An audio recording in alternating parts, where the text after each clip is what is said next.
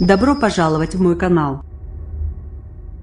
Sa candidature a été rejetée.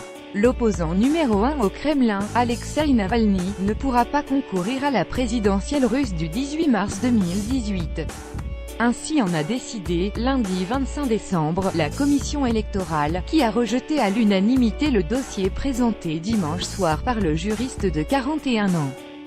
Pour justifier sa décision, la commission a invoqué la condamnation judiciaire de l'opposant pour une affaire que ce dernier a de nouveau qualifiée de fabriquée. La décision est loin de constituer une surprise car la commission avait à plusieurs reprises averti que l'opposant ne pourrait se présenter avant 2028 en raison d'une condamnation en février dernier à 5 ans de prison avec sursis pour détournement de fonds, dans une affaire remontant à 2009, la présidente de la commission, Ella Pamfilova, a assuré n'avoir aucune observation à faire quant aux documents apportés par Alexeï Navalny, répétant qu'il s'agissait de faire respecter la loi.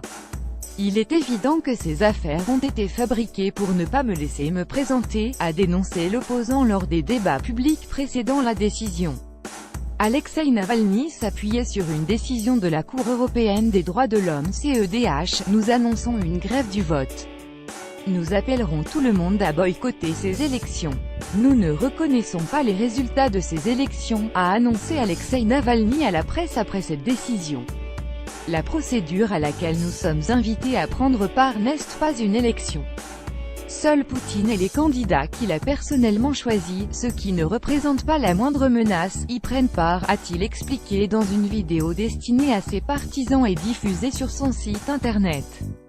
Considéré comme le principal opposant au président Vladimir Poutine, qui brigue en mars un 4e mandat, Alexeï Navalny a mené campagne pendant plusieurs mois dans toute la Russie. Et ce malgré les entraves et les pressions des autorités. Cela lui a permis de gagner une fidèle base de soutien, souvent très jeune.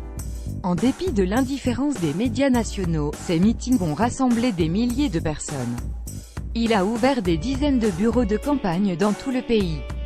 Il entend désormais s'appuyer sur ces structures pour appeler au boycott.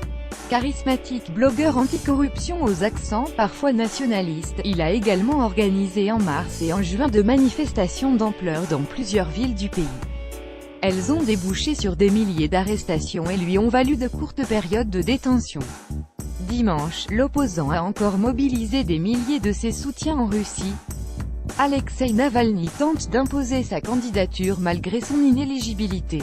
Il a notamment organisé à Moscou un show à l'américaine devant la presse et des centaines de ses partisans. À lire